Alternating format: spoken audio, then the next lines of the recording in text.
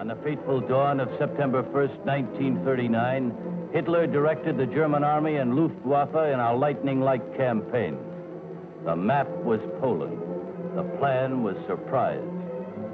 20 years before, President Wilson had warned us that any future war will inevitably open with great aerial activity.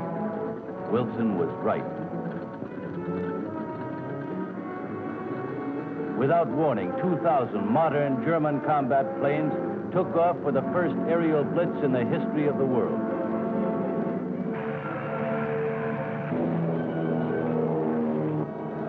Poland died on its airfields. With this earth-shattering overture, played by strafing Stuka bombers, World War II began. Ironically, the method the Germans followed in this Polish campaign was the same one by which we, on a far larger scale, would defeat Germany.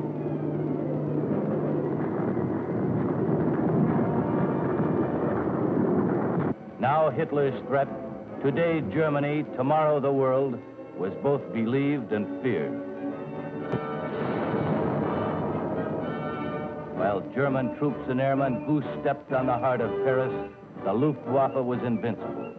But the triumphs of 1939 and 40 had all been scored against weak opposition. After the French surrender, June 22nd, only the RAF remained for the Luftwaffe to conquer. A test of strength soon came, the battle for Britain. The Luftwaffe set to its task of controlling all Western Europe by crossing the Channel. German engines forecast a rain of death. The outnumbered few fought back with more than blood, sweat, and tears. They had Spitfires and Hurricanes in their aircraft arsenal and a modest but well-trained force of airmen. The best that Goering had to offer was knocked out of the sky.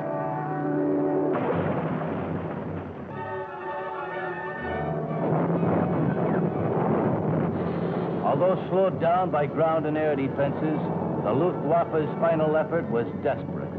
Her repeated night raids on southern ports and shipping were furious, but Britain was saved.